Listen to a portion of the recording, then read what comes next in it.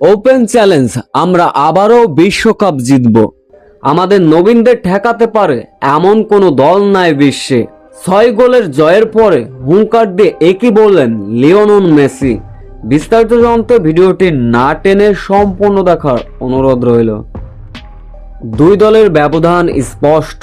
Champion Argentina 17 September পর্যন্ত 2 বছর 5 মাস 12 দিন ফিফা র্যাঙ্কিংয়ে 1 নম্বরে ছিল। 18 সেপ্টেম্বর হালনাগাদ করার পর র্যাঙ্কিং অনুসারে তাদের বর্তমান অবস্থান তৃতীয়। তাদের চেয়ে 52 ধাপ পিছিয়ে থাকা পুয়ের্তো রিকোর সঙ্গে এ যেন এক প্রতিদ্বন্দ্বী ম্যাচ সৃষ্টি করলো। এদিন পুয়ের্তো রিকোর থেকে বেশি ভয়ঙ্কর ফুটবল খেলছিল আর্জেন্টিনা। ম্যাচের বয়স যখন 14 মিনিট, তখনই দলকে প্রথম লিড এনে দিলেন অ্যালেক্সান্ডার। প্রথমার্ধে 3 গোলে বিরতিতে যায় আর্জেন্টিনা। দ্বিতীয়ার্ধে এসে লাউতারো মার্টিনেজ শো 79 থেকে 84 মিনিট লিড এনে দিলেন দলকে, যার ফলে দুর্বল দল পুয়ের্তো রিকোকে 6 গোলের বড় ব্যবধানে হারিয়ে বিশ্ব রেকর্ড গড়ল আর্জেন্টিনা। এদিন অবশ্য জয়ের পরে কথা বলেছেন লিওনেল মেসি, জানিয়েছেন ভবিষ্যৎ বিশ্বকাপ নিয়ে। তিনি বলেন, এবারও আমরা বিশ্বকাপ জিতব।